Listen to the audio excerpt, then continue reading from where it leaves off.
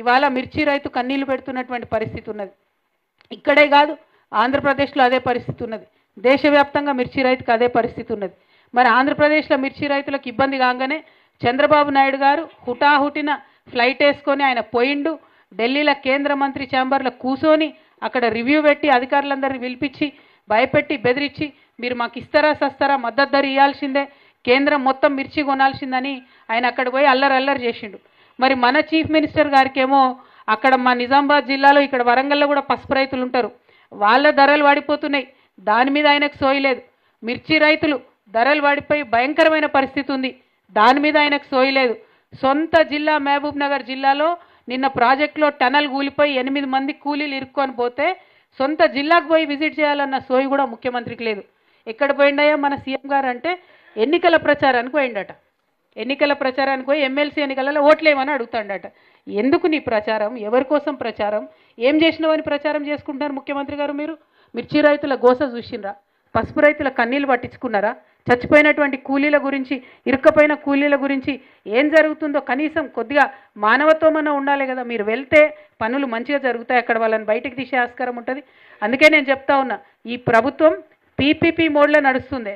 PPP mode అంటే ఏంటంటే, ఒకటి ఫస్ట్ పి ఫోబియా. ఏం ఫోబియా పట్టుకుంది రేవంత్ రెడ్డి గారికి? కేసీఆర్ ఫోబియా.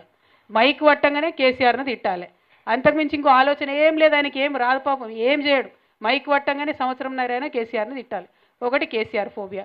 రెండు, ఇంకోటి ఏముంటుంది? పాలిటిక్స్. ఇక తెల్లారులేస్తే పాలిటిక్స్ ఇదే పాలిటిక్స్.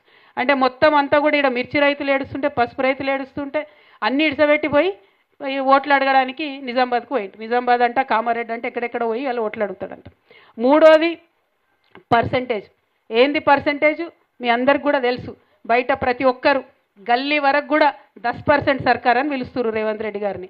అందరు ఇంకా మాకైతే అడ్రస్ కూడా చెప్తున్నారు, అక్కకి ఫలాన్ చోటకు పోతే గడ పర్సంటేజ్ ఇస్తే పనులు అవుతున్నాయని. సర్పంచులు ఉండొచ్చు ఇక్కడ మన వాళ్ళు చాలామంది, మీకు ఎవరికి బిల్లులు వస్తలేవు. కొంతమంది హుషారు ఉన్నోళ్ళు పోయి తెచ్చుకుంటారట పర్సంటేజ్ ఇచ్చి. మరి ఆలోచన చేసుకోండి ఒక్కసారి. సో ఎంత భయంకరంగా ఉందంటే ఇక్కడ ఈ ప్రభుత్వం పరిస్థితి.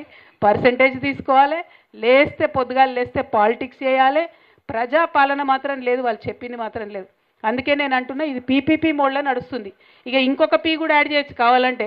ఏం చేస్తుండే ఇక్కడ మీరు అందరూ తెలుసు, పత్రికా మిత్రులు ఉన్నారు, మా కార్యకర్తలు ఉన్నారు.